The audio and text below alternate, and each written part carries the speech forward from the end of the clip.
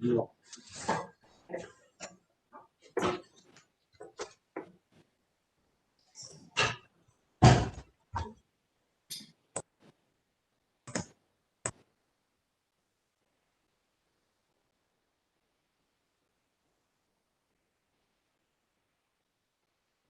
Yeah, I know there was a girl at work, this was like a month ago.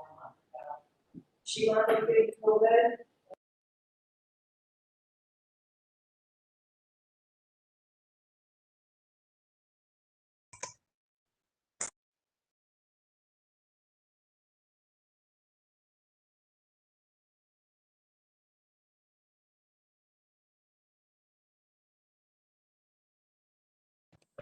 Morning, Don. I'm going to step away for a few minutes, make a cup of coffee. Before you go, can you confirm that I have audio? I can confirm that I'm hearing you. Okay, that's enough. Thank you. Maybe it's magic, maybe it's audio. I don't know. I think it's magic. Okay.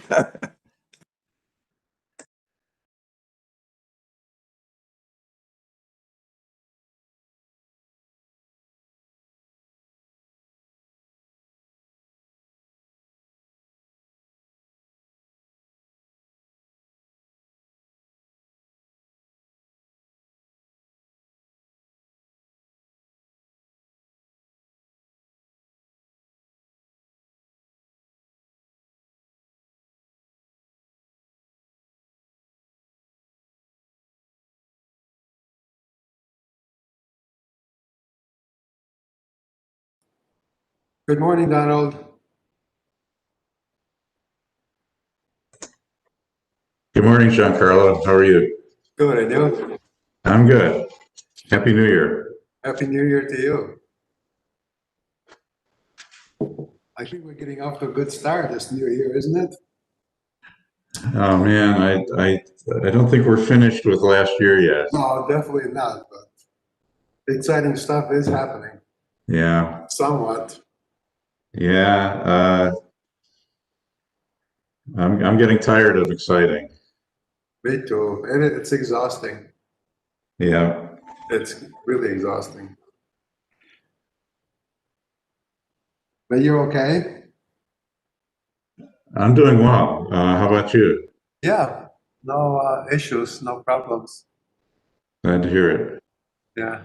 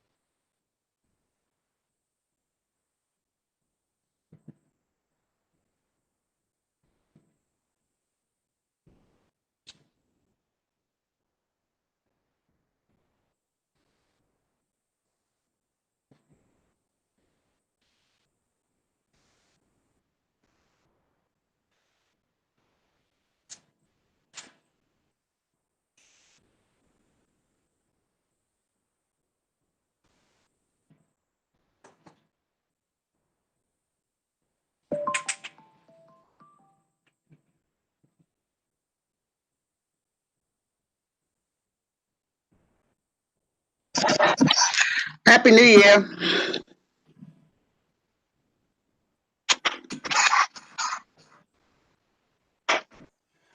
Happy New Year, Adrian. Happy New Year.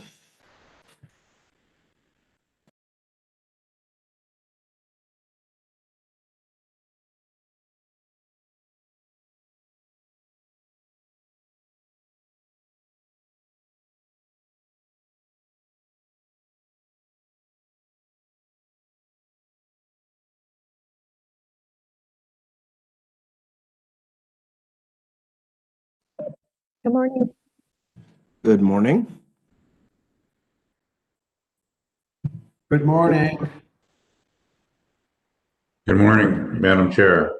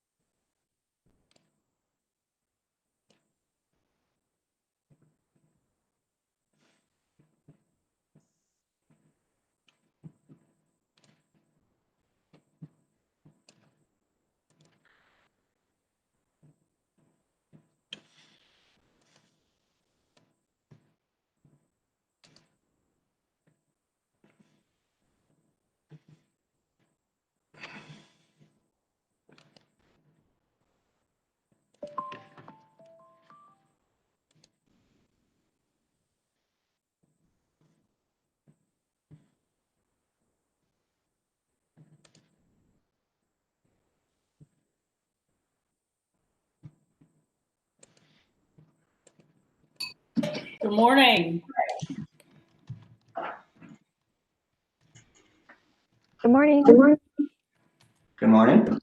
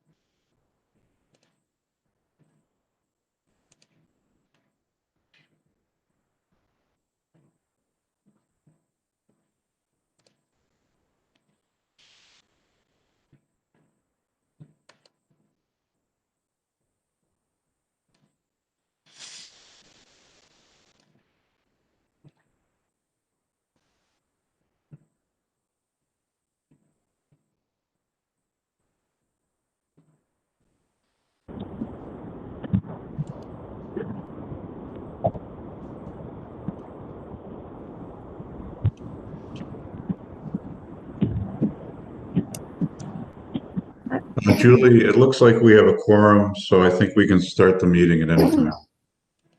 Excellent. I was just trying to ask you that, but my voice failed me there. Okay. Do we know if we will have Director Collier with us today?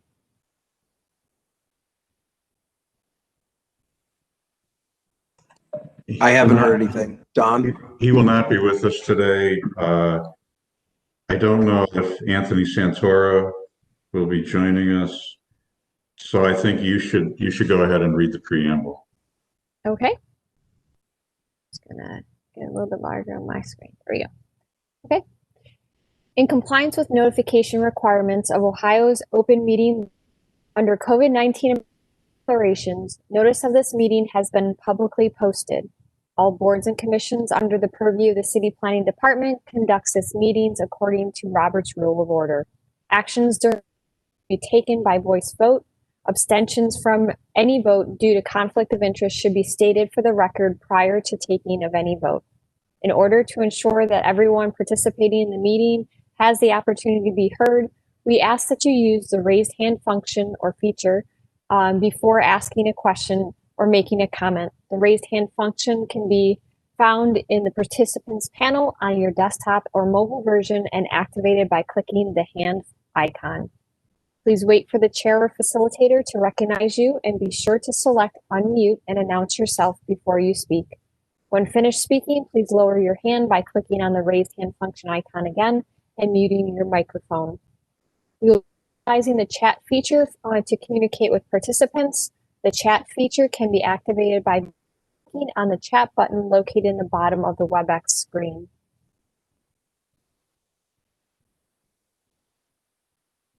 All meeting activities are being recorded on this platform. These proceedings are also being live streamed via YouTube. We have provided a link to the meeting for those who wish to speak on a particular case via our website and email. We received emails from those who have provided written comment on a particular matter. We'd like to now call the January 14th, 2021 Landmarks Commission meeting to order. Mr. Pettit, please call roll. Thank you, Madam Chair. Ms. Anderson, Here. Ms. Bailey,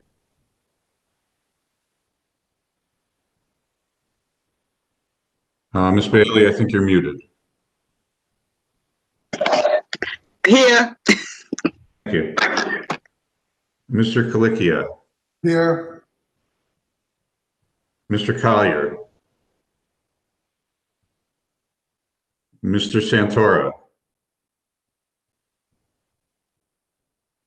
Mr. Dryer, Here.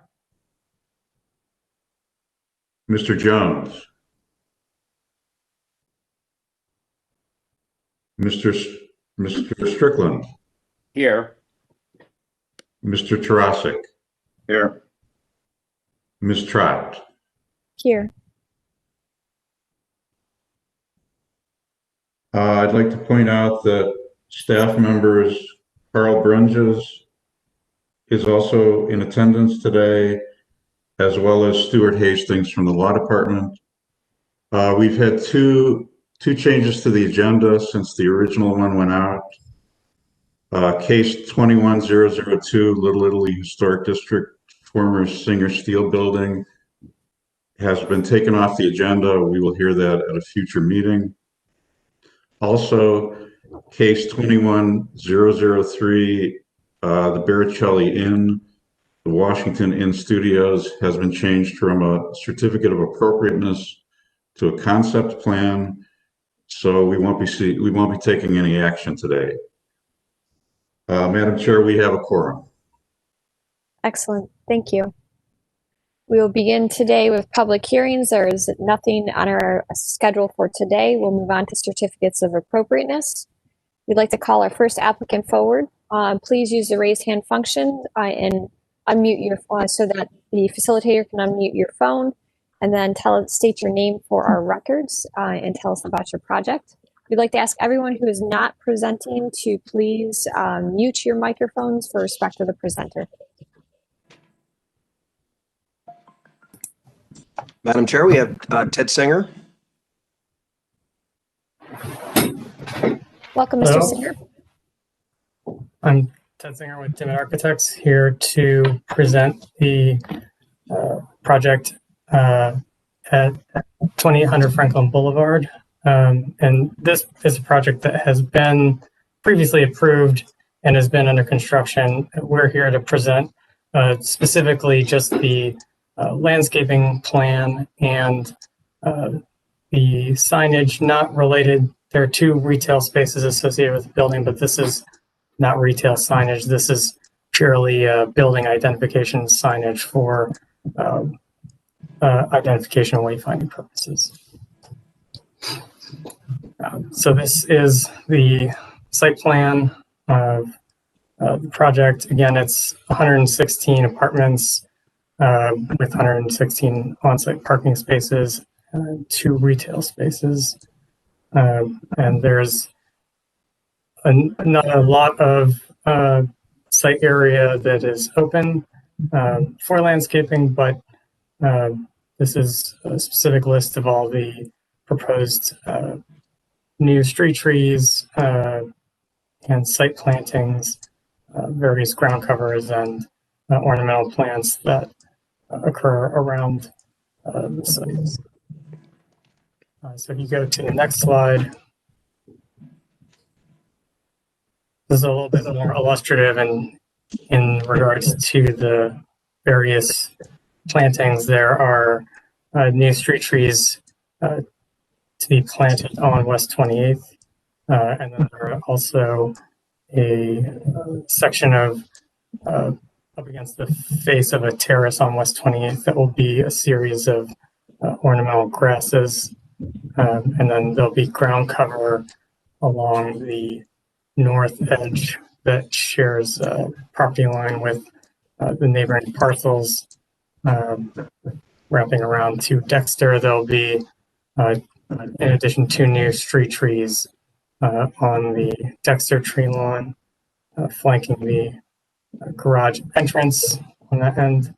And then as we move around to the west side of the property, adjacent to an existing single-family residence, there is a row of arborvitae along the fence line to provide buffer and privacy between the projects.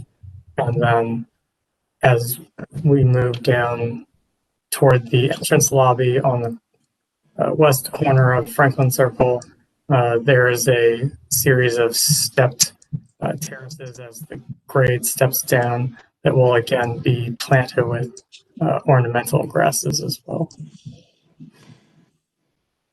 Then moving to the next series of slides will show enlarged sections of the site plan. So as you can see in the top image is showing the area along Franklin Boulevard toward the lobby on the west end of the site. And you can see those sort of terraced beds on the corner with the stair that goes down from the sidewalk down to the lobby entrance level. And there's also a couple of bike racks located there as well. The lower enlarged view is along the circle on the south edge of the project, and there's a pedestrian pass-through that goes through the building, connecting to Dexter, and a retaining wall that runs along the edge of the circle, which also defines the bounds of our property and the two retail entrances. It's a mix of porous paving as well as some concrete as far as the hardscape is concerned. Next slide then moves down to the corner of the circle and West 28th. And again, there is some bike racks located along the retail frontage. And as you move north on West 28th Street, you can see the other entrance to the parking garage, vehicular as well as pedestrian. And then there are two apartment units that line the ground floor on West 28th. And there is a raised terrace about 18 inches on the south end and closer to 3.5 feet on the north end as West 28th slopes down to the north. Along that terrace is a retaining wall and ramp, and then between that retaining wall and the sidewalk is a series of ornamental grasses. And there's also, again, street trees in the tree lawn along West 28th. Next slide. This is at the north end of the building, at the terminus of Dexter, and the pedestrian pass-through that goes through to the circle side. There is a electrical transformer and switch, which gets, again, some ornamental grasses planted between them and the sidewalk to screen them to a degree. And there is another bike rack located on the eastern side where there's a entrance to the mailroom and secondary lobby for the building. Next slide. So these are a series of site sections at the ground level that illustrate the various grade changes between the building and the site.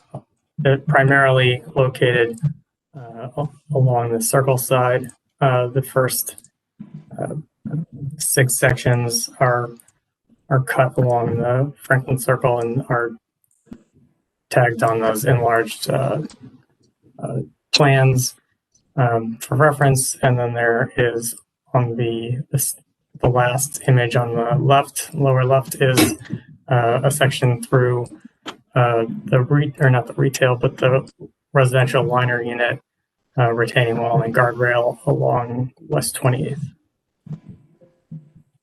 Next slide. So that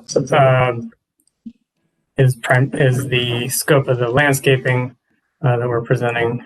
And then the next series of slides will show the building identification signage that we are proposing. So these 2 elevations are the Franklin Circle elevation on the lower portion, and the upper portion is the West 28th elevation. We are proposing 2 panel signs or blade signs that are to identify places of entrance for residents, one being at the garage entrance on West 20th, and there's also a pedestrian entry exit there. And then there is another panel sign to be located on the circle side on the southwest corner, adjacent to the primary main lobby entry. And then finally, we're proposing a illuminated letter sign to be integrated into the gate that goes on either end of the pedestrian pass through, the letter sign only being on the south side of the pass through, but to identify the building and also sort of identify the ability to connect through to Dexter. Next slide. On the north side of the building, again, we're proposing a small plaque to be located next to the secondary mail entry, a small cast iron or cast bronze wall plaque. And then on the header above the gate on the north side of the pedestrian pass through, just some simple pin mounted lettering, again, just to identify the building. Next slide. So this is a view of the 2 panel signs and a sort of example of the character of the signs to be intended for the project. So again, the image on the right is the sign at the main lobby entry. It's attached to the building on the corner and is on a 45 to that, so that it's visible from both directions, and also isn't in conflict with the uplighting on the corner of the building. And then on West 28th, there is a secondary panel sign again located between the garage, the vehicular garage entry and the pedestrian exit from the garage. Next slide. So these are just some additional perspective views showing the locations and scale and design of those panel signs on the lower two images, and the upper image shows the letter sign above the header and the pass through. Next slide. So the intent of the letter sign above the pass through is for it to be illuminated at night along the perimeter of the sign. And this gives you the sort of scale and dimensions of the signage and concept. The next slide is, so these are the shop drawings from the sign provider. So this is the plaque for the lobby, mail lobby on the north side. Next slide.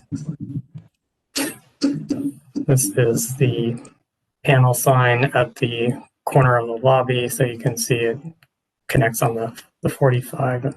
And there are, I guess I failed to mention, there's two lights that shine back on the sign that sort of stand off from the face of the panel. Next slide. This is the letter sign over the pedestrian pass-through, and you can see the portion that's illuminated is just Dexter versus the sign during the daytime. You would see the Dexter and dimensions of the various letters. Next slide. And I believe finally this is the other panel sign, is slightly smaller than the one on the corner by the lobby. This is the one that's between the garage door and the pedestrian exit from the garage.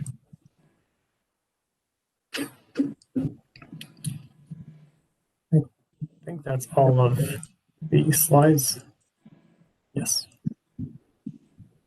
Excellent, thank you. We have feedback from the local design review committee.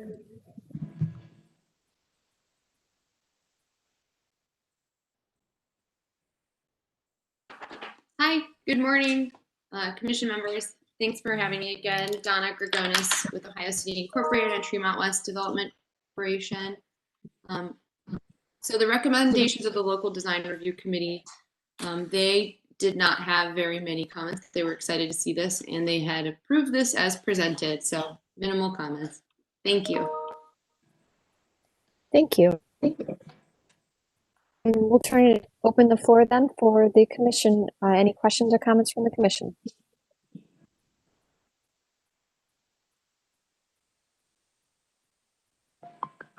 We have Mr. Strickland. Go ahead, Strickland. Thank you, Madam Chair. I think the signs are very handsome, appropriate in size and color and lighting. And in addition to the landscaping as well, I think is totally appropriate. And the Dexter Place Drive, is that a dedicated street still, or has that been vacated?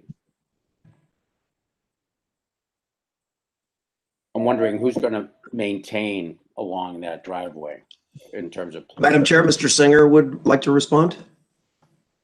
Go ahead, Mr. Singer. Dexter Place is still a legal street. It has not been vacated. So the city will be responsible for plowing that street? That would be my understanding. Yeah, and so are there provisions for accommodating snow removal? Where are they going to deposit the snow and where might it be piled up? I want to make sure that the landscaping does not impede the city's ability to maintain that road in the wintertime.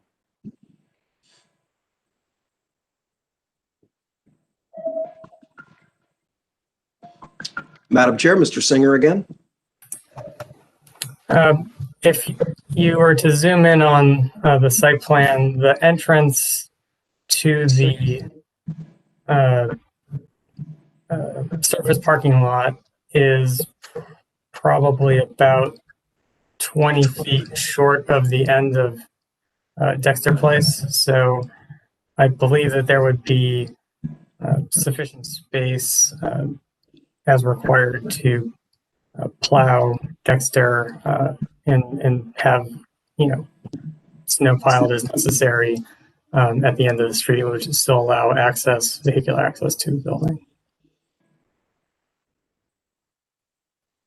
And has this been reviewed by the city engineering department to confirm that that's their plan? Have they provided any input to the design team? I don't believe we've had any of that feedback, but the project was permitted probably over a year ago, and I don't recall specifically a conversation related to snow maintenance for Dexter Avenue, but I would have expected that question to come from the cities at that point. So the project is actually about, I would say, 85-90% completed at this point, and is slated to be occupied in early March of this year. Yeah, I understand. I think, the project is beautiful. Go by it frequently.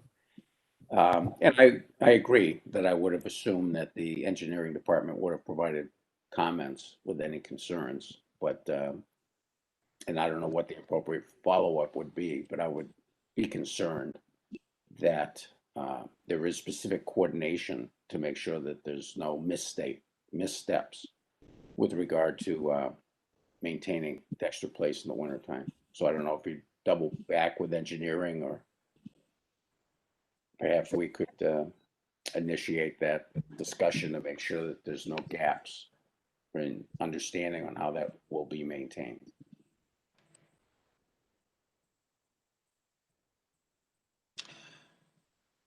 If Mr. Strickland is done, Madam Chair, we have Ms. Bailey. Mr. Strickland, any additional comments? No, Madam Chair, that's fine. Thank you. Thank you. Go ahead, Ms. Bailey. You're muted, Adrian. I agree with Mr. Strickland. This project is well thought out, the colors and the scale, and as well as the sign. It doesn't look massive, and I like the thinness of the sign, and as well as the lettering. And I only have two questions, especially the sign that goes to the pathway or the gateway for the pathway. When it looks at nighttime, is it just the edges only that's being lit, and the bow of the sign is just shown? How is it being lit, the sign itself, the Dexter? Is it just the edges of the sign being lit?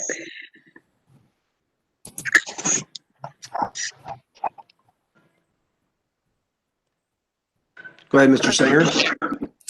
Yes, if you go to I think the next slide, or a few slides, it shows the edge of this, only the edges of the letters will be eliminated.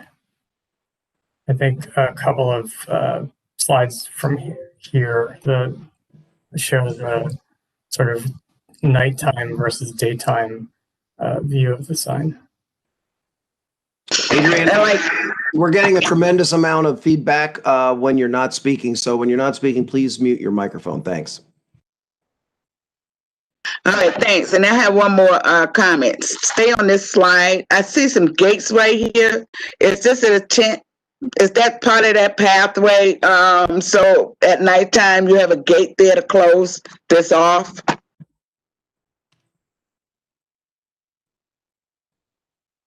Mr. Singer? Yes, as part of the original submission, we have gates at both ends of the pedestrian path-through. So during the evening, the path-through can be secured so that it's not a place for people to gather, and it can be securely maintained. Could you provide more information to staff of what it's made out of and color and all that? And it's two of it on both ends, correct? That's correct. There are two painted metal gates that are black. We certainly can provide the shop drawings for those to staff if requested.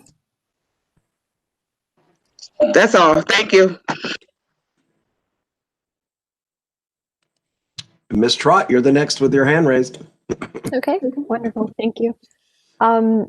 Just a few comments. I mean, overall, I think it's very appropriate design proposal. You know, I think the landscaping and the signage is very fitting for the building and the location.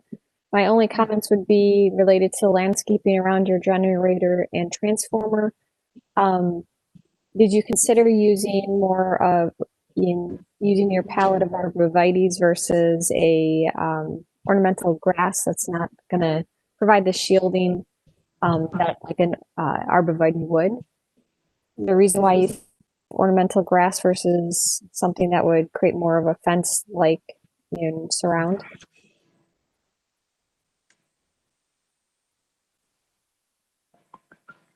Go ahead, Mr. Singer. You don't have to keep raising your hand once we've started your Okay, project. sorry. Just trying to follow protocol. You're very polite.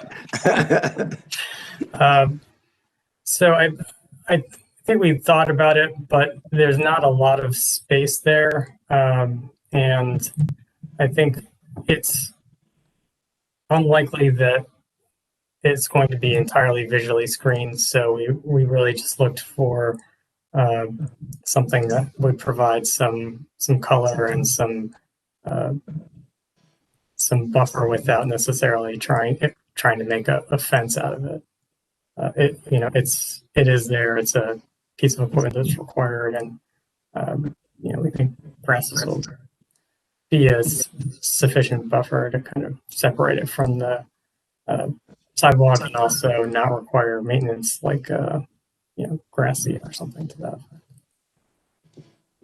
Okay. I know that there's also public art proposed for this building. Could you show us where that is related to your landscaping proposal, just for understanding, and if there's going to be any lighting or anything related to this piece of public art? Okay, so there are a few pieces of public art to be located primarily within the pedestrian pass-through of the building. And then there are two small, well, maybe not small, but two panels flanking the garage entrance on Dexter Ave. So to both sides of the garage entrance, there is a panel on either side that I believe is roughly 8 by 6, and there will be a exterior wall sconce light that shines back onto the face of those panels. But we're still working with OCI on finalizing all the details of the public art portion of this. Okay. Thank you for the explanations. That's helpful. I think around the transformer, my personal opinion would have it show more, but I respect your decision there. Other questions or comments from the commission members? If not, would someone like to put forward a vote? Or a motion, sorry. Mr. Strickland. Go ahead, Mr. Strickland. Thank you, Madam Chair. Yeah, I would move to approve the signage and the landscaping for the Dexter project as presented. Thank you. Do we have a second? Second. Thank you. Any further discussion?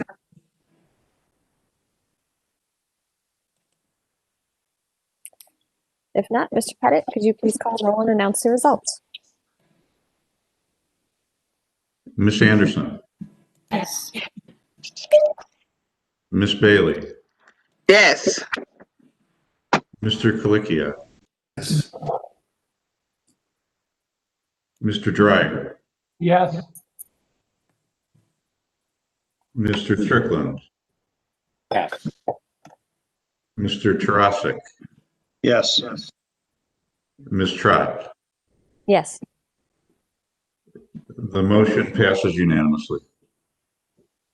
Congratulations. We look forward to the opening of the building and seeing the landscaping and signage here in the near future.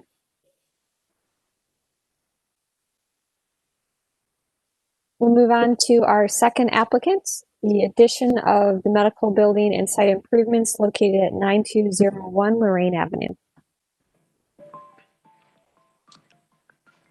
Looks like we have Janice Cole, Madam Chair. Yep. I'm Janice Colin from Makovich and Pucci Architects, and we're here to show what has been revised on the Medcare project on 92nd and Lorraine. This is the site location. We could probably move through this. I think everybody's seen this. Next slide.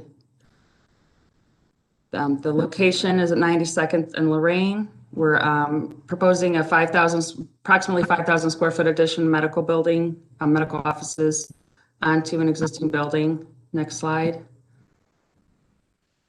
We have some neighborhood context pictures still in here. I think we had seen these last time through. I don't know if anybody has not seen them. Next slide. This is the actual building that we'll be adding on to. Next slide. I wanted to point out some changes to the landscaping plan per the neighborhood review. We have in the lower right-hand corner, we've adjusted the angle of the dumpster so that the garbage trucks can pick up trash easier. We relocated some of the mulch beds to be back against the fence so that maintenance will be a little bit easier. The back alley has been vacated, so we did take some of that property back over and added a little bit more green space back there with plantings. And we recentered some of the trees into the islands per the comments from the neighborhood review. Next slide. As I had stated last time, we are planning to reuse as much of the existing plantings on site. They're all in good shape. They're fairly new. And so we were planning to relocate them as we can. We are adding new arborvitaes along the back of the property to screen from the neighborhood. Next slide.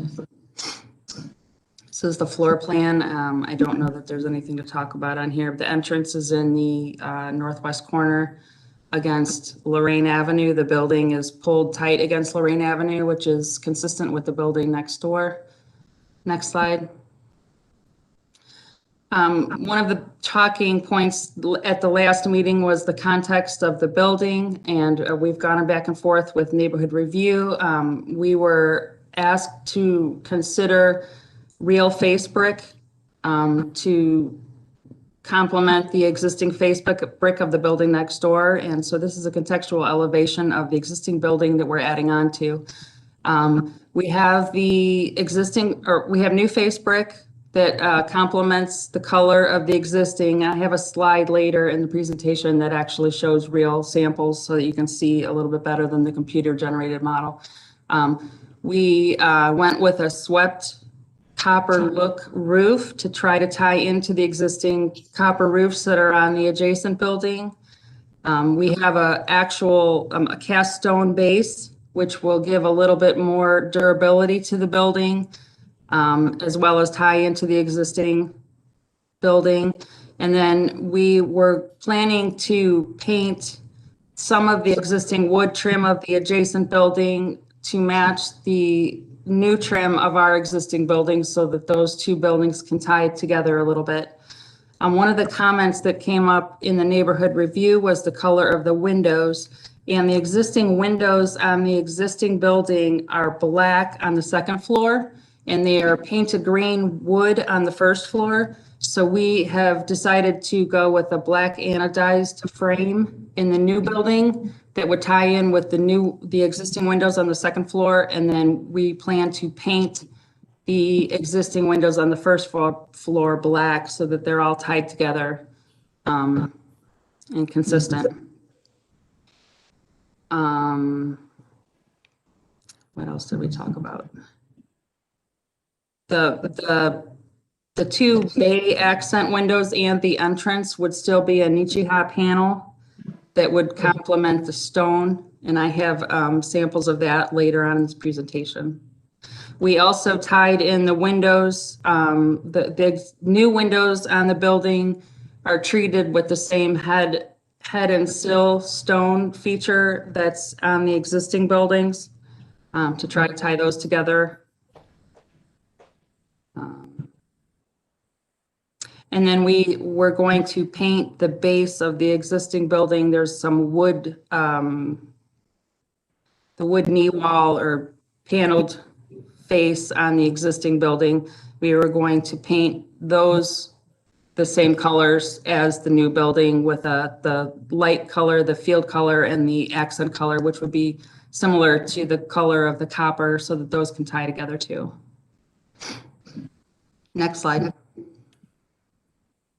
This is just a larger elevation of a larger picture of the same elevation, just so you can see more of the detail.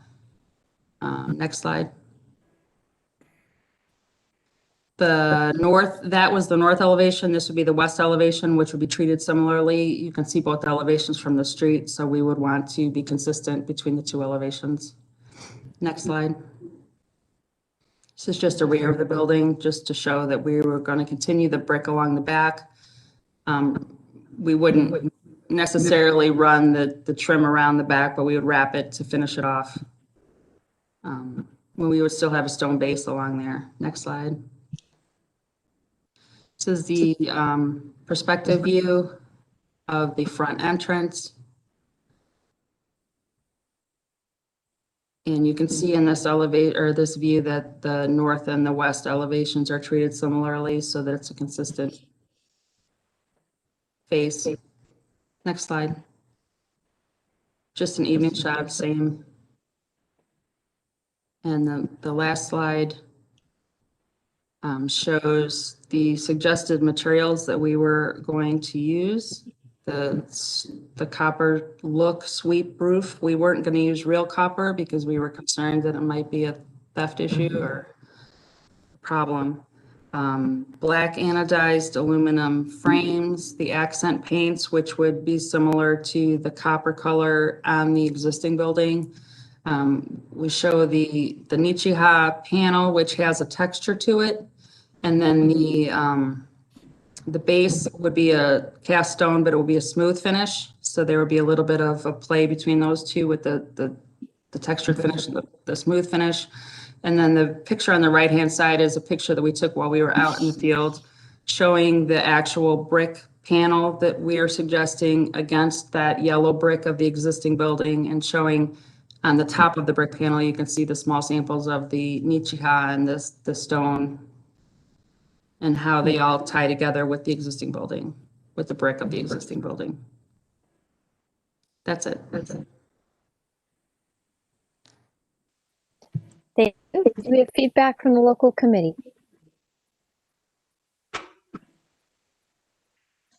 Madam Chair, this went to the Far West Design Review Committee in December. It was approved. I believe it was approved as presented. They had concern over the Nichiha paneling. Committee thinks that actual brick or hardy siding mimicking the color and temperament of the adjacent historical brick building would look substantially better. Material could also mimic the yellow color of the adjacent building. They asked that the center west side trees in the landscape, the trees on the west side be centered in the landscaping island, and that the dumpster angle needs to be reevaluated. And I believe staff has reviewed this, and I believe the changes have been made to reflect the committee's recommendations. We think the project is much more contextual, and we're happy with the reduction in all of the Nichiha siding.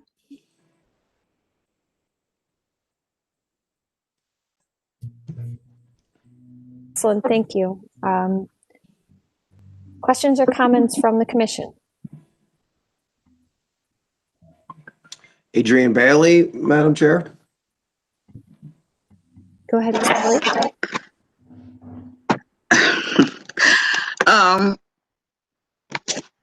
Oh gosh, can everyone hear me now? Yes. Okay. Well, I'm pleased with the design compared with the different option from last time. I'm was concerned about the base lower part of it, how it's going to relate to the snow, especially at the main entry. So this is much better compared to everything, and I like how the materials and the color and everything blend in with all the buildings. So I'm pleased with how everything looked. So I'm happy with it.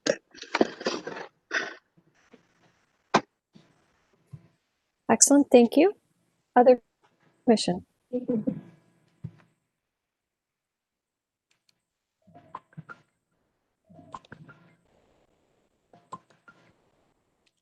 I missed that. Someone else, Ms. Trott, you have your hand raised. I have to get myself in the, the lineup these days.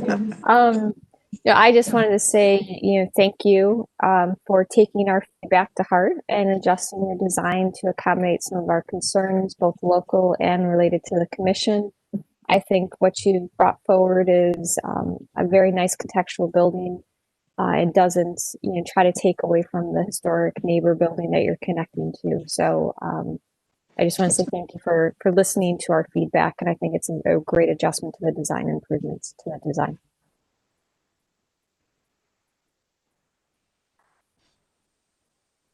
Other questions or comments from the commission? If not, would someone like to put forward a motion? Looks like we have Ms. Bailey. I make a motion to approve as presented. Thank you. Do we have a second?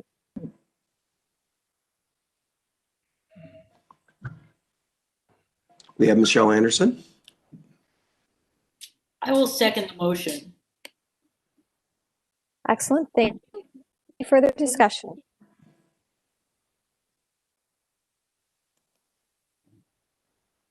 Does not sound like there is. So, Mr. Pettit, could you please call roll and announce the results? Ms. Anderson, Yes. Ms. Bailey, Yes. Mr. Klickiak, Yes. Mr. Dryer. Hey man, what's up? I just texted you. Did they do Washington Place already? Mr. Griffin, you're not muted. Oh, so you guys are not doing so you're not gonna be on there today then. Mr. Dryer. Yes. Thank you. Mr. Strickland, Yes. Mr. Tarasik, Yes. Ms. Trott. Yes. The motion passes unanimously. Excellent. Thank you. And we look forward to seeing your project continue on. Thank you very much. We'll move on to our third applicant for today, which is located at 3146 Scranton Road and 2202 Frame Avenue, renovation and adaptive reuse for senior apartments. And it looks like we have Brian. I'm not going to try to pronounce your last name. Grambort, I am here. Good morning, everybody. Good morning. Should I go ahead and begin presentation. All right, let's start here. So thank you everybody for hearing us this morning. What you're looking at here is photos of the historic St. Michael School, which is in the Clark Fulton neighborhood. And to give everybody a bit of context on this project was initially submitted in response to an RFP from the city for development in the Clark Fulton neighborhood. So we are partnering with CHN Housing Partners to adaptively reuse this historic building and the convent on the same property into independent senior housing. We will be using historic tax credits, which we've submitted to this State Historic Preservation Office and received approval on the Part 2, which has been forwarded to the National Park Service at this time. We will also be using housing tax credits, and this project will be submitted to the Ohio Housing Finance Agency shortly for that program under the FACT 50 program. So go ahead. Sorry. Was there a comment there? Okay. Actually, let's go back to the previous slide real quick. So as I mentioned, this is the this historic school building. You see down below the main facade off of Scranton. On the left is the Kinkle Avenue facade, which matches the Prame facade on the right. And then the two center top images are the west elevation facing the convent. So there is an accessible entrance here at the top center right. That's the only accessible entrance to the building. Even the entrance off of a Scranton Road, you enter and then there are steps down to the main floor. So I guess two things I'd like to bring to your attention on these elevations. The first, the masonry. Our intention is to maintain the masonry. It has, I think, weathered well. There are certain areas, specifically around the gutters at the bottom, and then downspouts at the bottom, and then gutters along the top of the fourth floor where the masonry has deteriorated some. We will be repairing any critical damage. So that's item number one. Item number two, please pay particular attention to the windows. The windows were replaced at some point in the past when the school building was utilized as offices. They were replaced with this is an aluminum window. Our intention is to remove all the windows and replace them with a new aluminum window that is set back at with the glazing at the location of the original window. As well, we are going to be replacing kind of the two bay configuration. If you look down at the Scranton facade, at the larger window openings, there are two bay windows. We're going to be replacing these with a historic three bay configuration. I had forwarded an image of a postcard, kind of an historic shot of the school.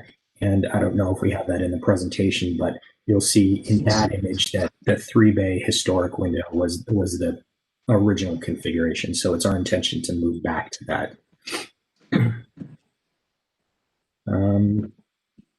One last item actually on Scranton Road elevation, the center bay originally had a kind of grand flanking staircase up to the second floor, which was the primary entrance. At some point in the past, that has been removed, and a very thin, what we feel is insubstantial canopy was installed over the double doors at grade. We are not proposing to reestablish or restore that staircase, but it is our intention to replace the canopy with a more substantial canopy that feels more proportional. It would not project farther, but we do plan to raise it up some and make it a bit thicker. Next slide, please. This is these are kind of pieced together shots of the convent. It was not constructed, obviously, at the same time as the school. Is part of the federal historic tax credits, but we would not submit this for, I believe, state tax credits. It is a masonry building. Similar to the school, we are proposing to replace all of the windows. You see in some of these photos, the windows are casement windows instead of hung windows like the school. We are maintaining the 3-unit casement with transom over the top configuration, and we'll be providing air conditioning to each of the apartments inside, so the window units will go away. Once we get to the drawings, you'll see we are proposing one major addition, and on both buildings, one major addition, and it is on the convent. It's on this back side, which you see on the north elevation. We'll be adding a full-service elevator and a 1-story lobby. Next slide, please. So these are some notes. So these are samples of finishes. Working from the top left, this is a fiber cement color that we're proposing for the elevator and lobby addition on the convent. The brick is the brick on the convent, and the khaki brown is the sample of fiber cement paneling. That is a slightly darker hue. The next slide over is the Sahara sand sample of the proposed replacement window to match the existing light color of the window on the convent. And then the third slide on the top is an antique bronze, a photo of an existing installed antique bronze Graham window, and we're proposing the same antique bronze color. What you see here is a stone that's very similar to the stone on the school. We will have a limited decorative metal fencing, which is what you see on the top right.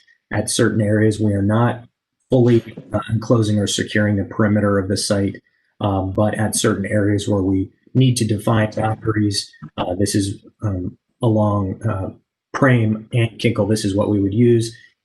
Intermediate border fencing would be the board-on-board fencing just below that.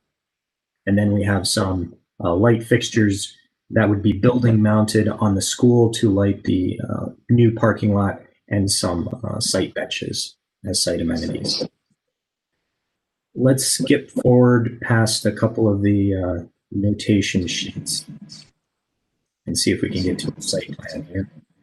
This is the existing site plan. You see it is along Scranton primarily. Next slide. This is the existing site plan. So the existing school building in that kind of reddish, large reddish color. And you see in between the school and the convent, it's really just a very large amount of hardscaping. A lot of parking with a very small kind of private patio tucked back behind the convent building. Next slide, please. So this is the proposed site plan. Our intention is to maintain the curb cut along Prame and the curb cut along Kinkle. There is enough space off of Prame for the parking lot to be two-way, so an entrance and turn around and exit. But once you get between the school and the convent, it's really too tight. We're making that one way out to Kinkle with trash pickup at that north end of the school building. We're proposing to meet kind of the minimum parking requirements for senior housing based on the city with 16 spaces. As you see, we're really trying to, on this very tight site, really trying to increase the amount of green space, maintaining the grand stair entrances at both the north and the south end of the school, maintaining the main entrance to the convent off of Prame, but also we're looking at trying to emphasize the main pedestrian entrance off of Scranton. So what we're showing here is a proposed, on the right side of the school building is a proposed kind of seating area flanking the main entrance path with some landscaping to provide a bit of buffer between the right-of-way and those kind of pseudo-private public seating, resident seating areas. We are proposing a very short knee wall and along the sidewalk, and then it's not tagged, but there is a small square inside that landscaping bed, and that would be a new ground sign, monument sign, to be designed at a later date and reviewed.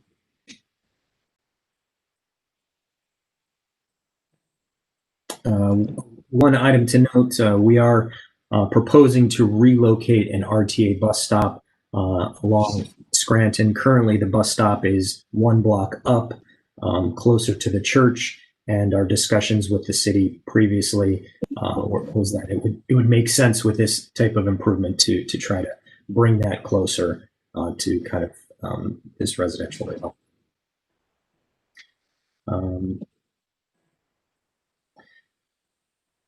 So at the top, the north curb cut adjacent to the vehicle drive, we are showing 2 lines where decorative metal fencing would be.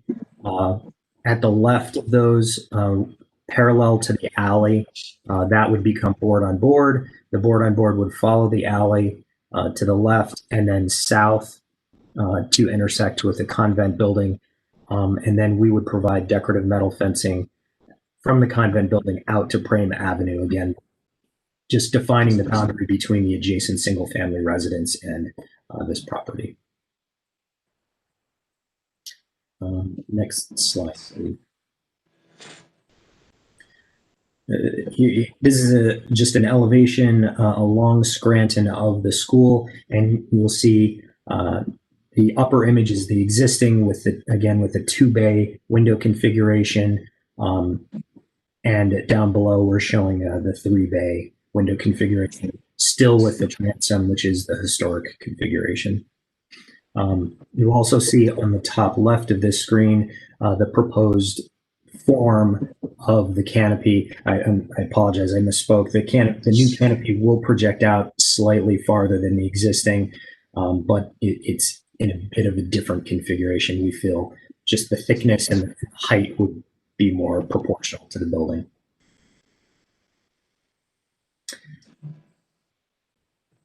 Generally, this represents the intention of ours of any updates, reconfiguration of the school building. We're really limiting it to repairs and restoration other than windows and the canopy.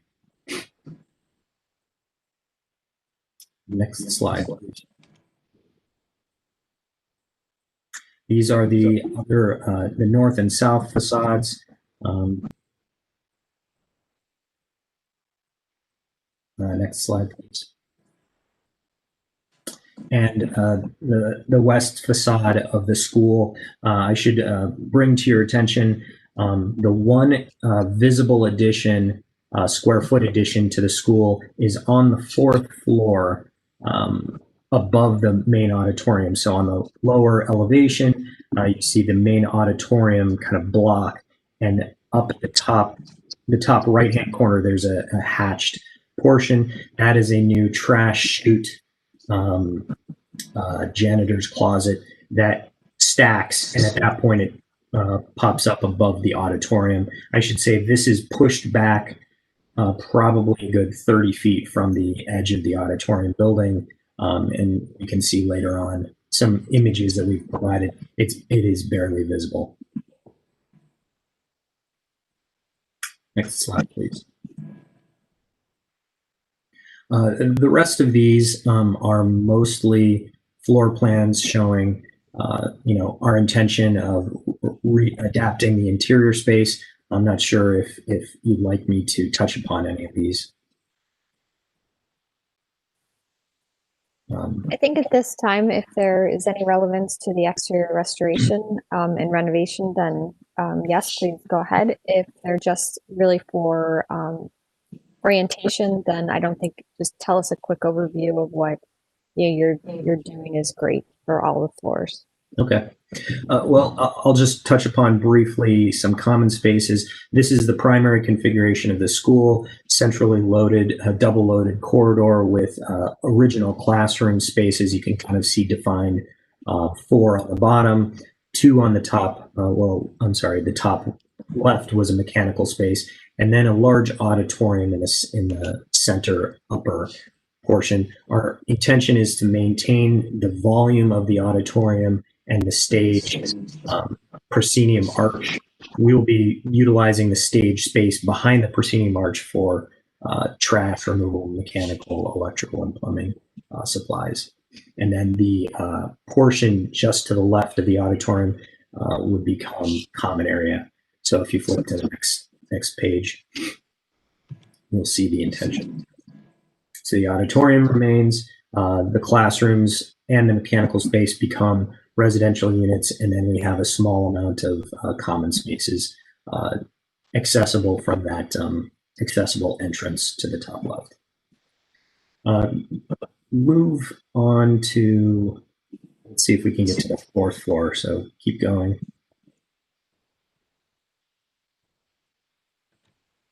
One more, please. Right there.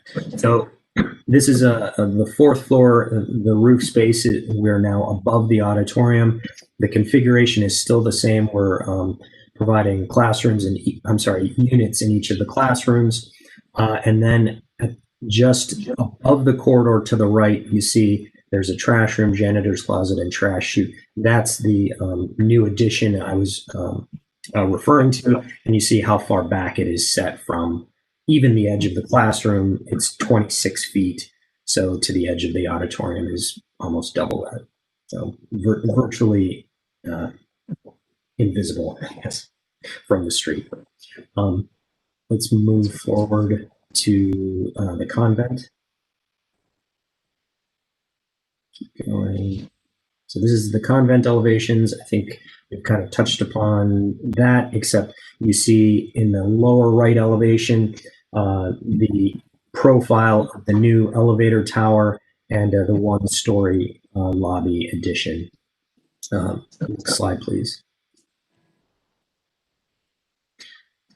Again, at the bottom right, this is the view, the north facade of this addition. So it's only the top of the elevator tower really is going to be visible from the street, and it matches the existing chimney height. So we're not exceeding the existing height of the building. Our intention is to use again a fiber cement paneling that is compatible in color, but differentiates it as a new element on this building. Next slide, please. This is a typical floor layout, very similar to the school in that it's a double loaded corridor with spaces on either side. This is currently being used as a drug treatment center with some common spaces here. And then on the upper floors, they become residential sleeping units. Our intention, if you flip to the next slide, is very similar to the school to provide resident units in those spaces on either side of the corridor. The elevator, let's go forward 2 slides actually. So this is the 1st floor plan, the 1-story lobby that we're adding, and then the full service elevator will provide access into what we're maintaining as a lobby and access into this double loaded corridor. And otherwise the unit layout for the convent is same on all floors. Let's move forward now. See if we can get to some of the renderings we did for SHPO. Keep going. Right there. This is an existing image on the left and a proposed image on the right. So you see in the top image, the elevator tower is barely visible. On the lower images, it is very, very clear from Kinkle Avenue, but only as you pass by the alleyway. Next slide, please. Is that it? Oh, here. I believe last two images, again, providing an existing view and a view with the addition onto the convent. I think that's the representation of our scope, and I'd be happy to answer any questions. Thank you. We appreciate the presentation. Do we have feedback from local committee? Madam Chair, this was reviewed by the Near West Design Review Committee and approved as presented. Excellent. We'll open the floor then to commission members for questions or comments. Adrian Bailey.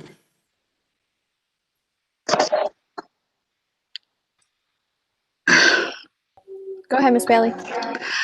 Yes, hi.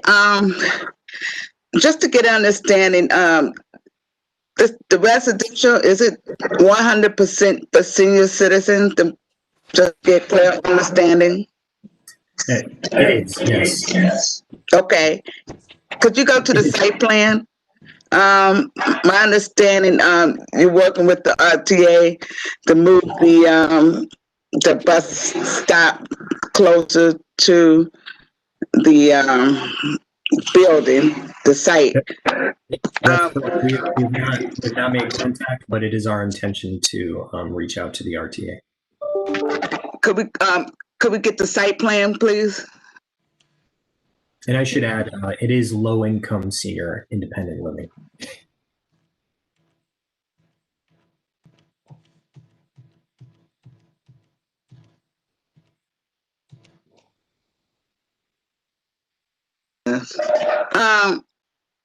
I'm assuming, although you're working with RTA on this, I'm just wondering, and I'm looking at your site plan as far as the sizes of the parking.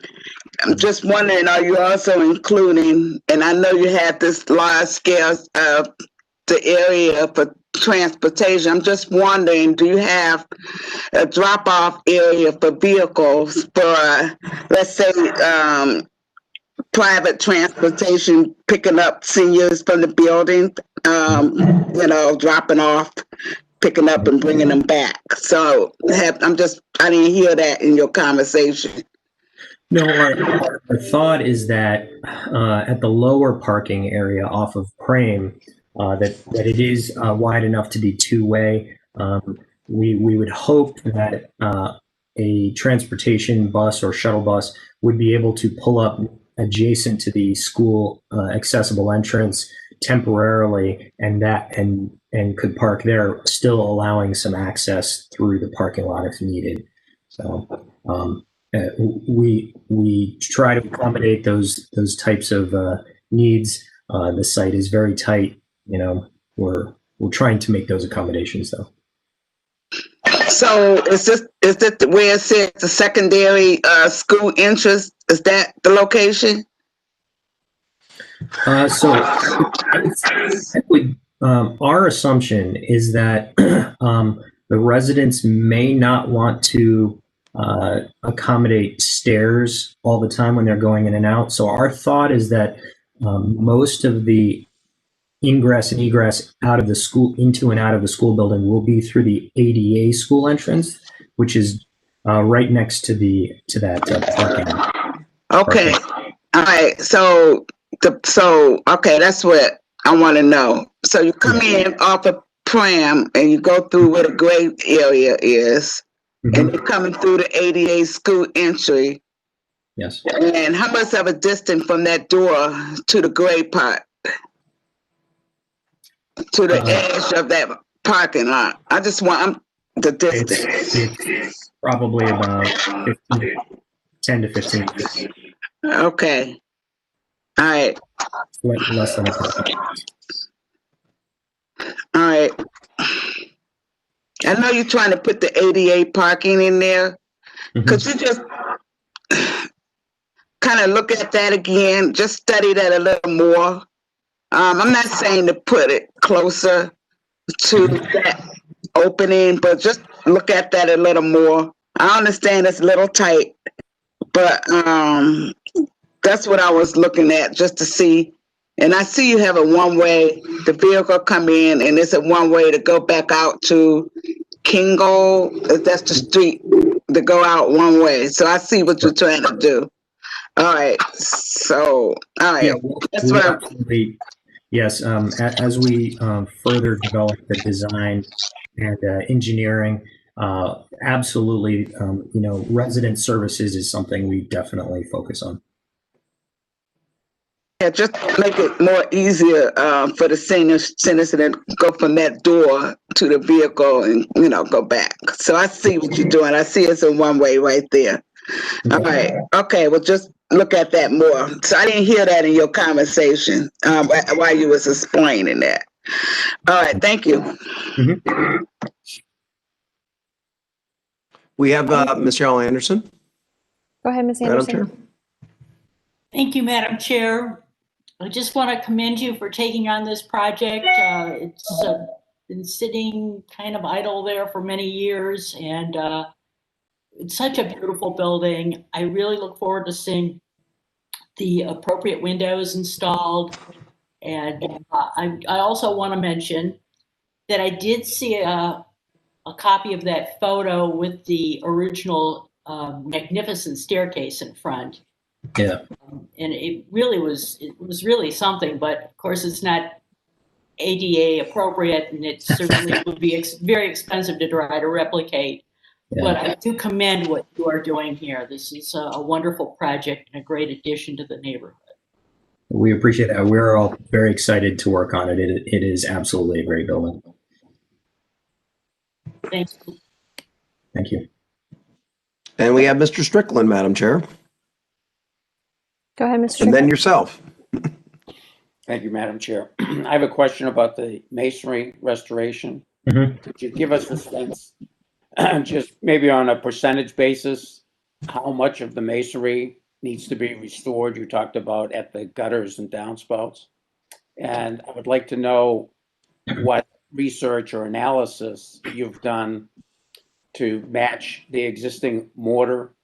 And if you can review from your research if prior tuck pointing efforts are apparent, how many different types of mortar might be on the building presently, and what you're doing to try to match the original mortar for the building. Okay. I'm not sure I could give a percentage. I mean, if I had to, I would say it's less than 10% that is, or I'd say less than 5% that's in critical need of restoration. These buildings weather,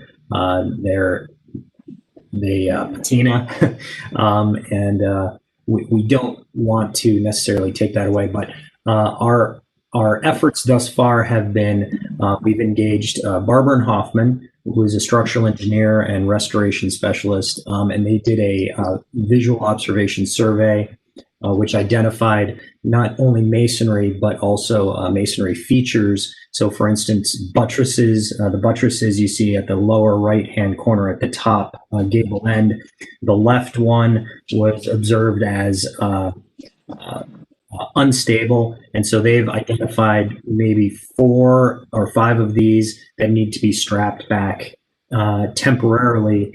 And then the masonry restoration would include removal and reattachment of that. Our intention also is to, they also identified the steeple that's kind of off center, and we will be taking off the lantern at the top. The cross was already removed and stored. The lantern will also be removed and reset in place. So we've engaged Barber and Hoffman for that.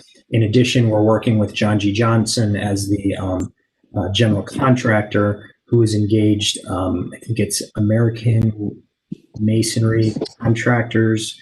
I may have gotten the name wrong, but they are restoration specialists and have come out, and we're looking to engage them as well to do a more detailed, thorough survey of the masonry. As for replacement of repointing of joints, matching mortar and masonry, we received a conditional approval from SHPO with the understanding that we would go through the due diligence of making sure that the masonry matches the density, the replacement masonry and mortar matches the density, the color, so on and so forth. And we would kind of go through that process. So we have not started that process of determining what specific material or color, but that is our intention. And we know SHPO will hold us to that. So if that is something that the commission would like to be kept apprised of, we absolutely can do that when we get to that point.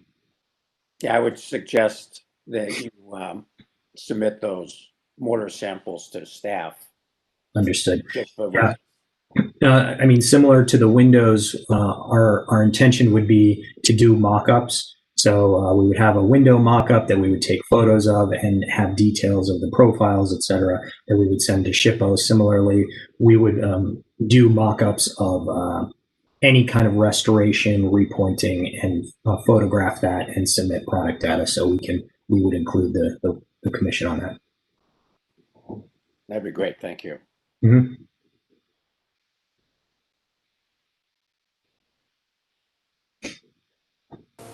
I think I'm probably next with comments. I just also wanted to echo what Ms. Anderson said. I commend you for this restoration. It's an amazing building, and it's great to see that it's finally going to be brought back to its original glory. And my only comment was related to the addition on the convent. Not the biggest fan of the fiber cement panels, but will always relinquish to SHPO's recommendations or what they're accepting. But the rest of the project is beautiful, and it's a wonderful reuse of this facility, in my opinion. Appreciate that. Thank you. Other questions or comments from the commission, or would someone like to put forward a motion?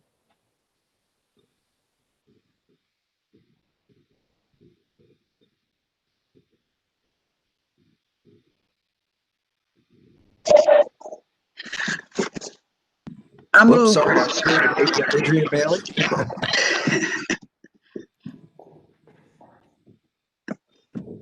Go ahead, Ms. Bailey. I make a motion to move the to accept the project as presented.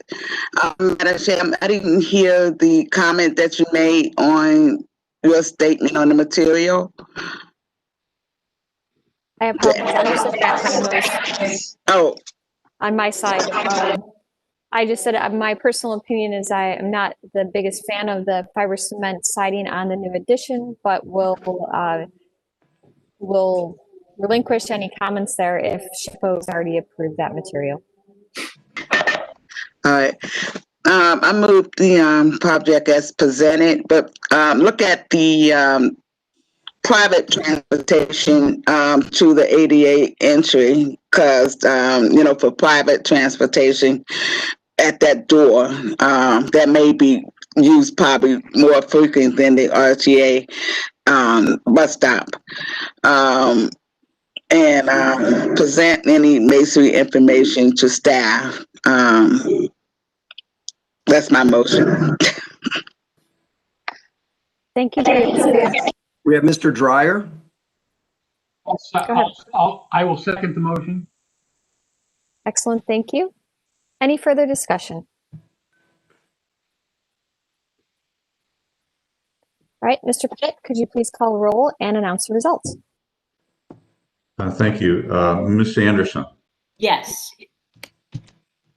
Ms. Bailey. Yes. Mr. Colicchio. Yes. Mr. Dryer. Yes. Mr. Strickland, Yes. Mr. Tarasik, Yes. Ms. Trott. Yes. Madam Chair, the motion to approve passes unanimously. Wonderful. Congratulations, and we look forward to seeing this project move forward. Thank you, everyone. Appreciate your time. Have a good day. You too. We'll move on to our concept plan approvals or reviews, I should say, of our agenda. We have one applicant on to review, the Baricelli Inn located at 2203 Cornell Road, renovation for Washington Inn Studios. The applicant, please come forward and state your, use the raise hand function and tell us about your project. We have Kristen Martinez. Oh, go ahead, Kristen, please. Okay. Kristen Martinez, project architect with LDA Architects. This project is the Washington Inn Suites. It's at the corner of Murray Hill and Cornell Road. This project is associated with the Baricelli Apartments next door. The project was previously operating as a hotel and restaurant, but due to the COVID situation, that model is not really feasible at the moment. So we are proposing that we turn this into for rent housing with 13 apartment buildings. Next slide, please. Next slide. This is the site plan. So we are looking at providing parking at a 1-to-1 ratio. We have 7 spots to the plan right, with additional parking in the adjacent apartment building that is next door. Both the Washington Inn building and the apartment building are operated by the same ownership of Michael Panzica and Brad Nipson, who I believe are both on the call. Next slide. For the most part, the work that we're doing will be on the first floor. The second and third floors are the existing hotel suites that we'll be converting into apartments with the addition of kitchens. HVAC will remain the same for the second and third floors.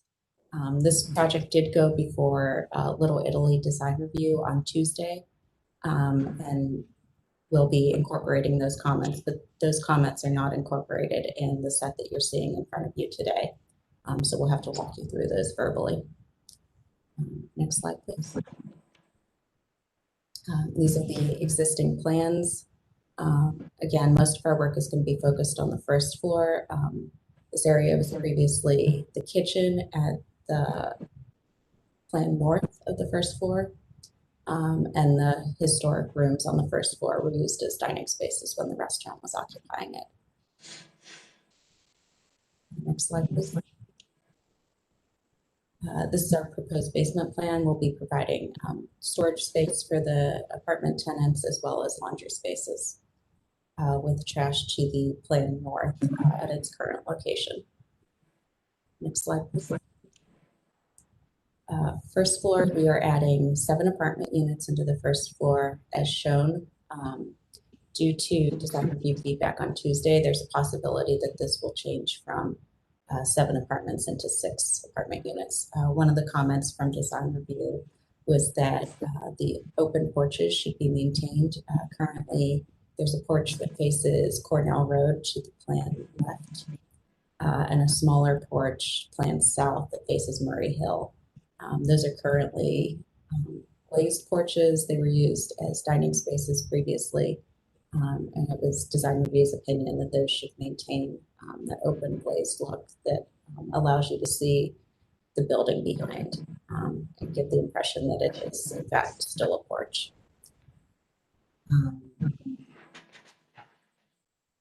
Next slide, please. We are proposing the removal of the existing skylight that is planned right. We're removing, I'd say about 80% of the skylight. We're keeping the portion that's over the stairs. And in place of that skylight, which is it's part of the 1984 addition to the building. It's sort of this backwards C shape that's on the historic building. So we'd be removing the 1984 skylight with a roof deck that we would be adding that you'll see in that hatched pattern to the right side of the sheet. We'd be adding a small common area, and then one of the design review comments was adding more glazing at this common area. Next slide, please. Third floor, similar to the second floor units below, the third floor is going to stay mostly the same except for the addition of kitchens into the apartment rental units. Next slide, please. This is the storefront for the main entry. Would be dark in color, bronze to match the existing windows that are in the historic building, and the window schedule below. One of the design review comments was that they would prefer to see double hung windows instead of the casement windows that we're proposing. The windows in the historic portion of the building are double hung, and it was design review's opinion that a double hung would better match the building for the new windows that we're proposing. Next slide, please. I'd say the majority of the design review comments were on the elevations, so we're going to have to kind of verbally walk you through the changes that we'll be making based on their comments from Tuesday. As far as the dark fiber cement paneling that we're showing, they wanted to see the portion that's in the lower 1984 building remains glazing similar to the porches that we were showing on the other sides of the building. So we'll be exploring that as we redesign. And you'll see the railing for the roof deck. It's currently shown as glass. Design review's opinion was that if we switch to a smaller metal picket rail, that would be less obtrusive than the glass railing that we're currently showing. Another comment was that the common area at the second floor should sort of stand alone. They suggested maybe looking at stucco, which would match the 1984 edition, or another material to sort of differentiate it from the historic building. Next slide, please. This is the Murray Hill elevation. So you'll see on the top elevation, we'll be retaining the existing glazing that's on the porch that faces the Murray Hill side, as well as the porch that you'll see to the left that faces Cornell. Since we're converting them to apartment units, we may explore the option of adding some operable windows into those glazing configurations since we're changing the use of the building. Next slide. This is our Cornell Road elevation.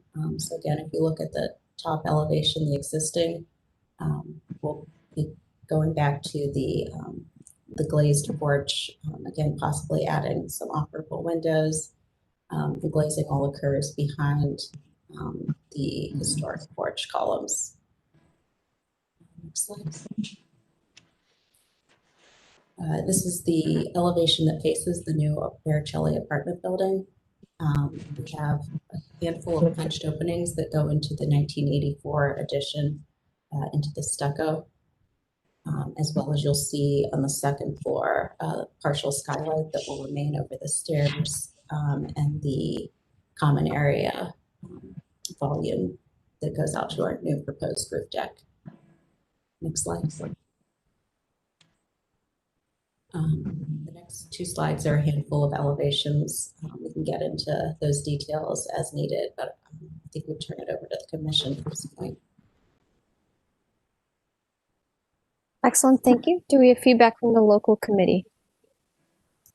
Yes, good morning. Ray Christosik here.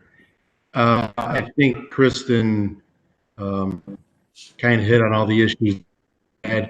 Our concern was that what they showed us on Tuesday night with the Hardy panel over the openings that are glass right now is we felt as though it was taken away from the character of the building.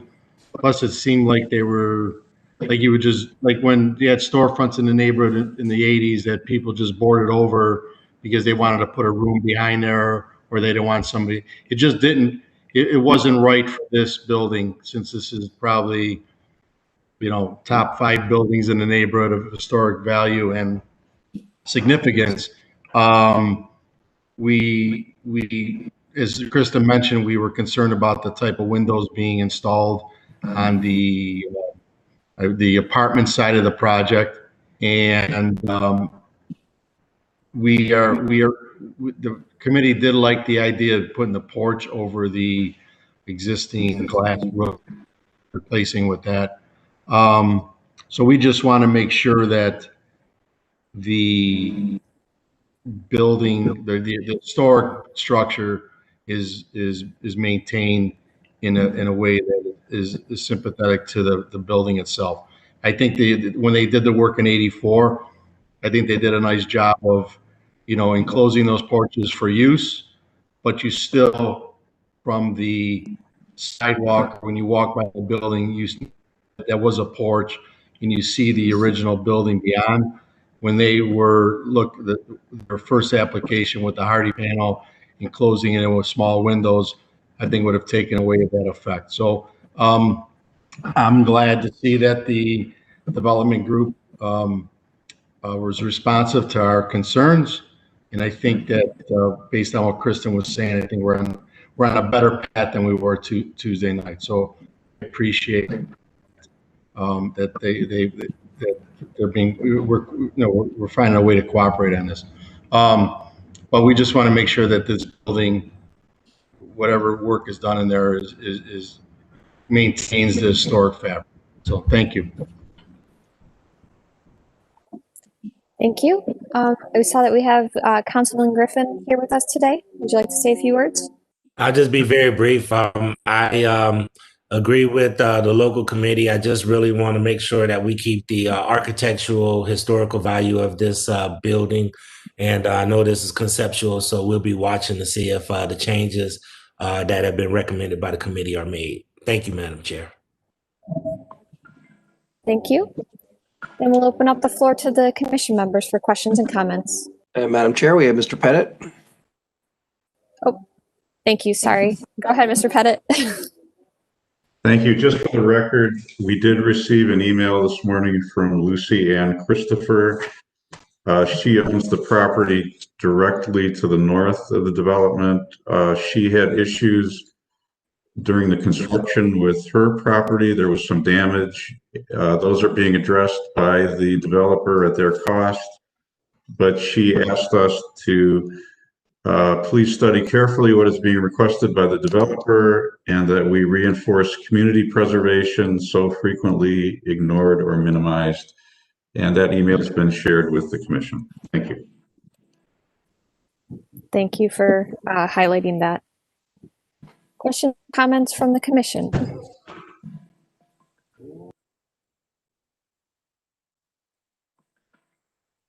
Adrian Bailey. I just have a question. I love the original look of the building. So my question to the architect, what's the purpose of adding addition to it? What is the owner trying to do? Add more space to add more customer? Could you explain what's the purpose of the additional to this beautiful historical, already beautiful building? So can you explain what's these additional and the purpose for? Sure. Can you go to A101, please?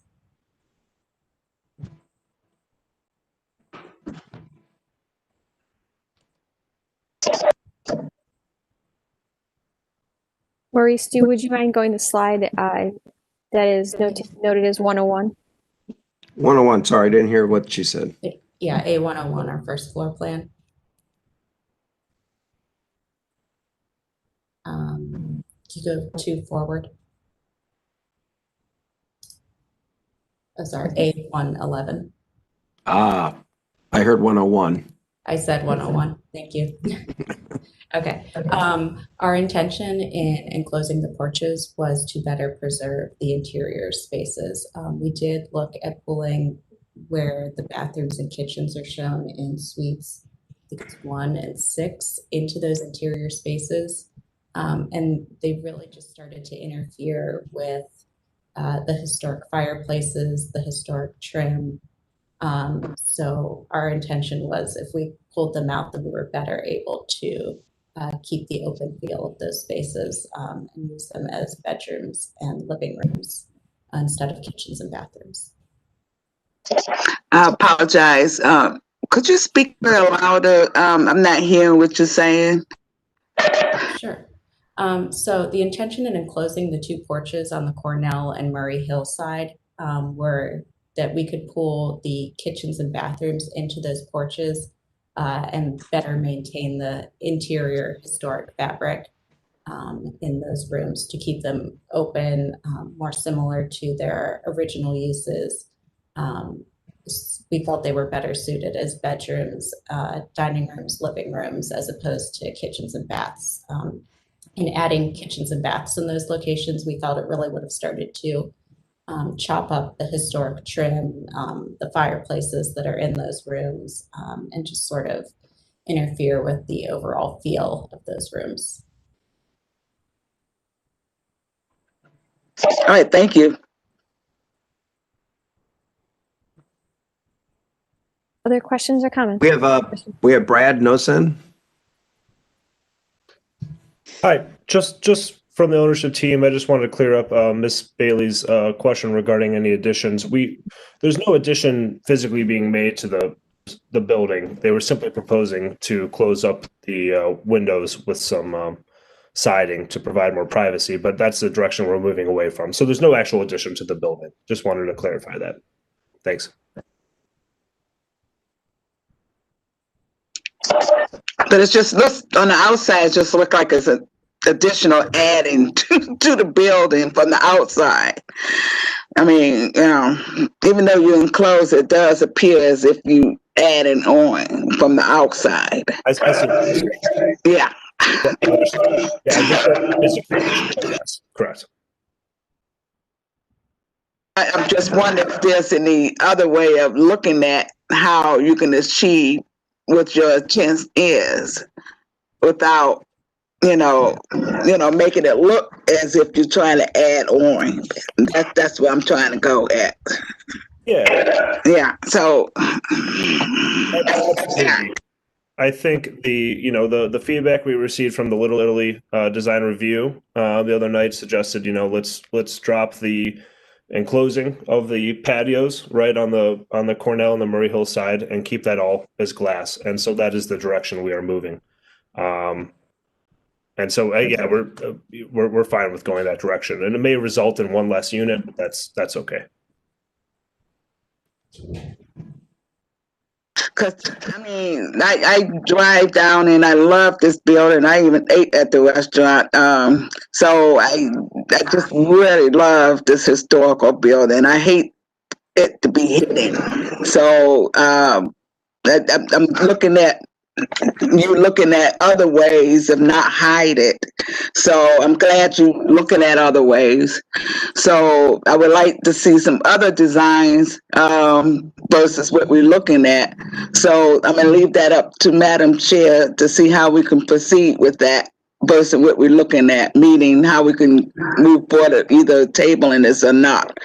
So that's something Madam Chair can assist us with. Based on what we're looking at, based on the design right now.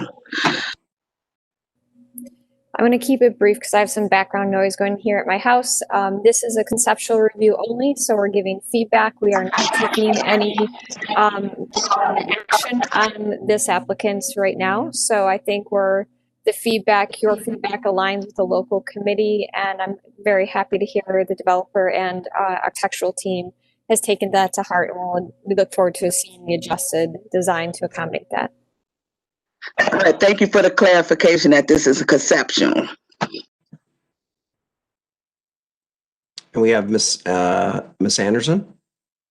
And Mr. Pettit did have his hand raised a couple times. I'm not sure if he was just lowering it or if he had additional comments.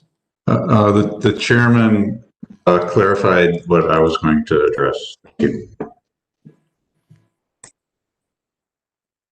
Go ahead, Ms. Anderson.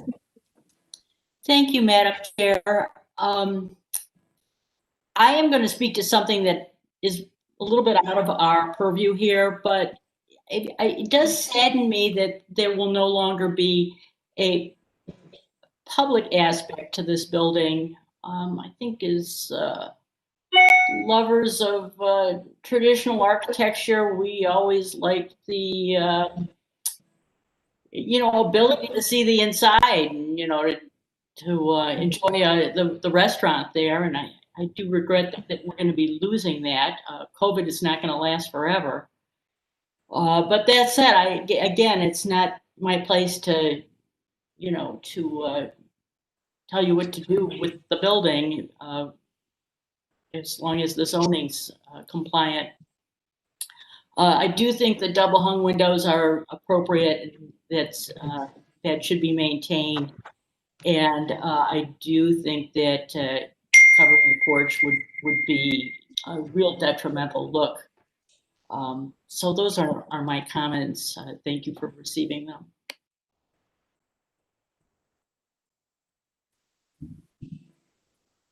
We have no other hands raised. Okay, well, Michelle basically said that what I was going to say, so I lowered my hand, is I think the double hung windows are more appropriate for this building, along with the comments were already made about maintaining visual access within those porches. And I think just the local committee made about the railing would also allow the revisions to that second floor to really blend in with the original addition or not make it as noticeable, the changes. So I think that the local committee's comments were very appropriate, and I align with their feedback. Other questions or comments from the commission?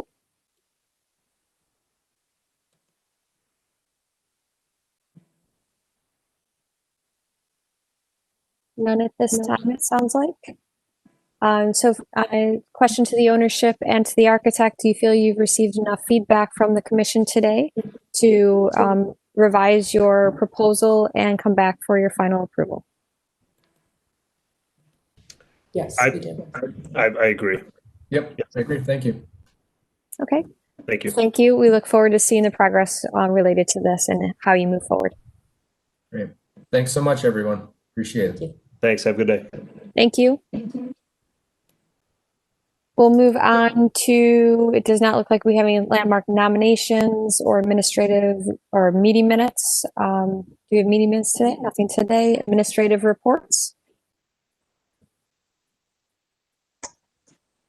Donna, Just one item. I am sorry to report that on Monday, the Board of Zoning Appeals overturned our decision regarding 4500 Lorraine Avenue. The applicants had appealed our decision to the BZA. The BZA unanimously supported the appeal. I think I'm currently considering with our director and Mr. Hastings if we have any recourse or if it's advisable to ask for a rehearing. And maybe we should talk about this offline, but I just wanted to let you know that we lost that one. well, that does sadden me personally. And just wonder what what other options or opportunities there are. Yeah, we've been asked by the neighborhood to pursue a rehearing. I'm not sure we have the authority to do that, but someone else might. And I think we just have to decide if it's worth pursuing at this point. What address this again, Don? 4500 Lorraine. Don, were you at the BZA hearing? I was. So you were able to speak and kind of. I did. I don't know how well I did. Apparently, I didn't convince them. I think the testimony from the engineers and the consultants was pretty overwhelming. You know, the motion was made with the comment that they weren't convinced that the building was significant enough, which in my mind shouldn't be part of their purview or their criteria for judging whether or not we followed our procedures. Unfortunately, the chief building official wasn't there. The councilman wasn't there. I think they I think they heard a one-sided argument, and they were convinced that the building should be demolished. I regret that we didn't have all our forces at the meeting, and I think that would have helped. I would just make a comment that in terms of consideration for a rehearing, the applicant made the case that they weren't able to use post shores to stabilize that building, which would be applicable if the building was occupied. But they should have expelled all of their tenants previously. That would provide the opportunity to very inexpensively provide reef shores within the interior of that structure to stabilize the entire structure. It really would not be that expensive, but you can't do it while it's occupied. Once it's vacated, you can stabilize that building and be able to restore or totally remove and rebuild the exterior of that building. So I don't know if that point was made. Developer was saying that it was impossible to stabilize it. I don't agree with that at all once it's vacated. Yeah, I don't agree with it either. I mean, the developer still is having an issue with getting the tenants out of the building. You'll have a hard time demolishing it with tenants in there. Yes, sir. Stuart, do you have any feedback are there other avenues that we can go after our initial decision and then the action by the BZA?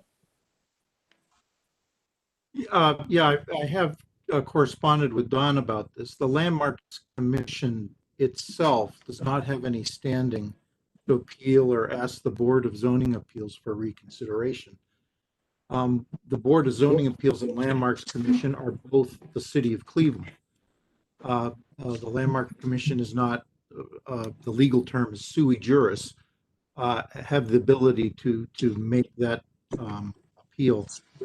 But there are people that may have standing, including, residents that are nearby and that sort of thing. Or maybe a member of the Landmarks Commission may have standing to ask the Board of Zoning Appeal for reconsideration. The only thing, the other caveat I would make, though, is that now that the Board of Zoning Appeals has made a decision, the time to appeal that decision to the Court of Common Pleas is starting to run. So if someone wants to take that appeal, they would have to go down that track as well.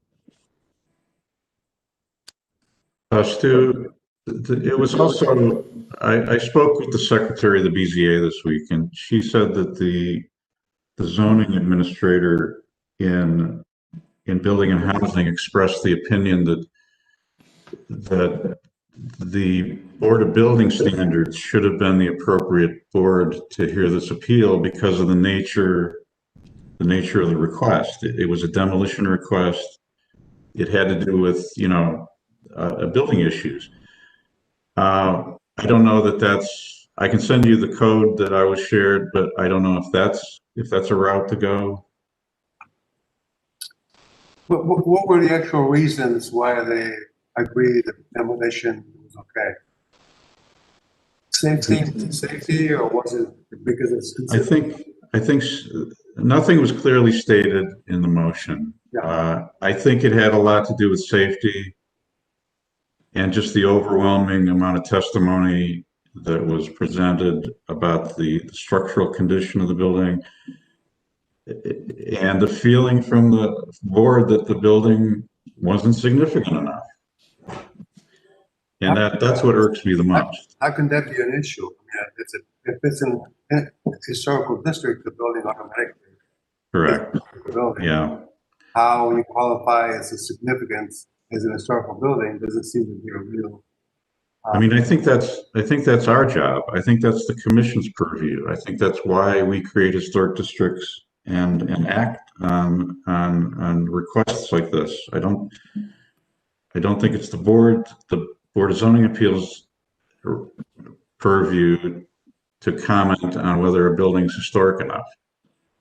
Well, from the very beginning, everybody's inclination was that the building was unsafe and needed to be demolished. There was never really a strong voice other than ours in support of its preservation. But so, as far as appealing it, do we have the authority to appeal, or how does that work? Well, the action will be ratified on Monday. Oh, actually, it must be Tuesday because Monday's a holiday. But I have to defer to Stu about what our options are.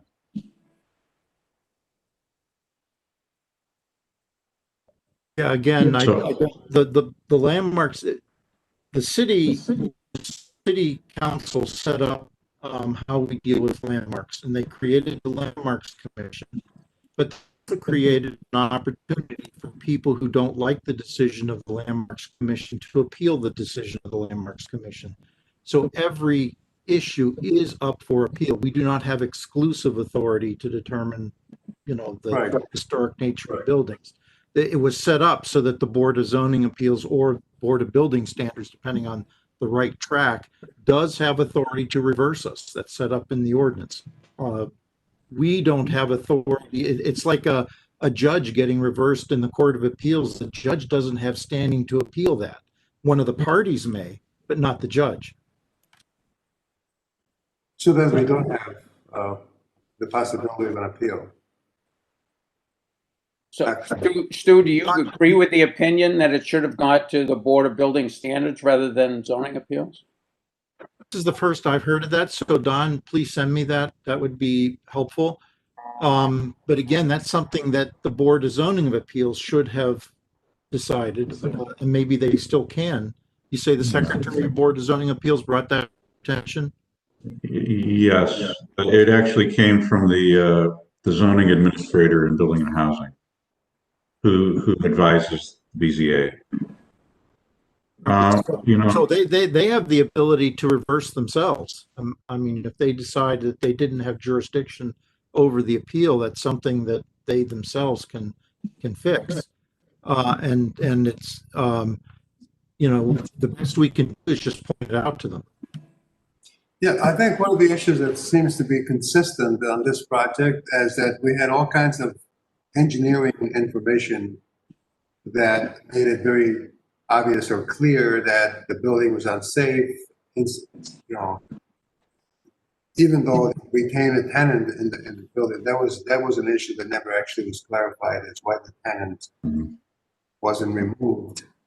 But there was never, I don't think there was never really any strong voice as to, like Mr. Strickland said, how things could be done to stabilize it, to preserve it. There was never really a good presentation.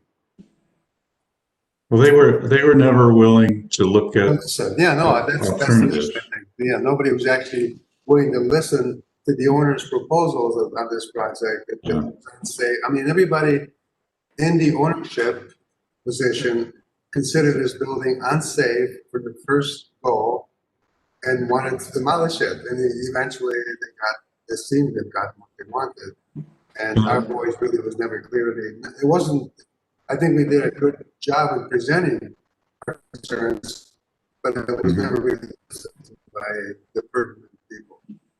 I mean, I also pointed out that the building department has the authority, the chief building official has the authority to take the building down if it's a public hazard. Right. He's chosen not to do that. And he supported our decision on this, and but the board, that didn't seem to sway the board. Yeah. So it seems like there's not much we can do at this point other than accept this decision. Well, I think, Stuart's comment is, would be good to point it out to both the Board of Zoning Appeals and or the building department in advising if you feel that it should have gone to the building standards versus zone.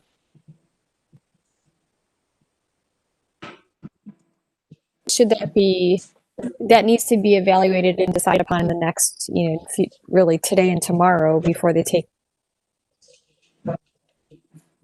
Because the only other option is, you said, Stuart, us commission members or a member of the community to.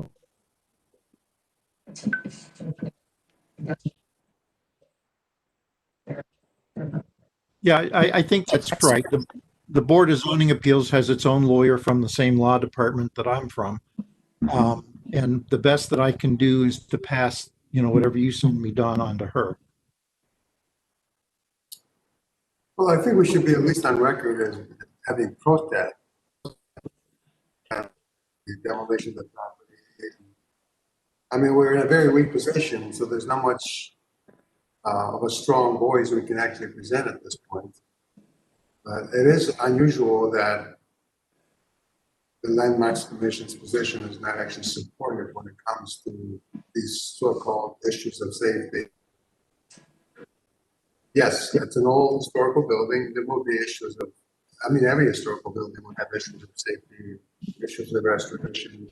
But if they become too severe to the point where we just disregard them and then the building gets demolished, it doesn't really give us a lot of strength as far as supporting the historical values of some of these buildings.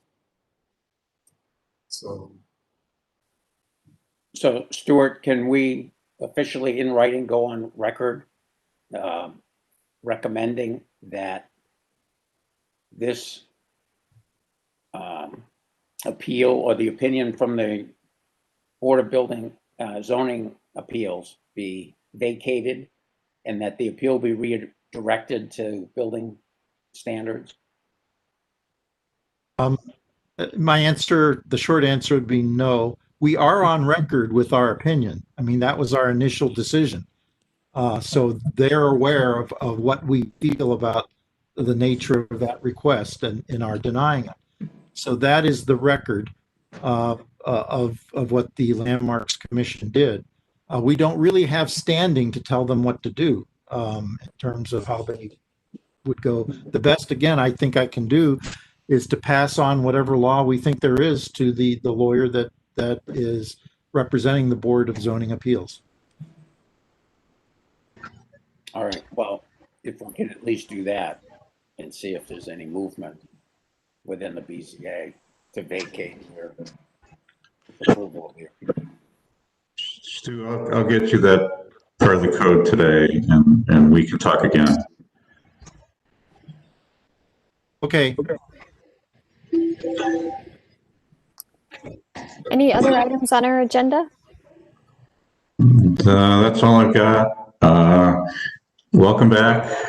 Hope we have a better year this year. I think we're going to be going virtual for a while yet, obviously.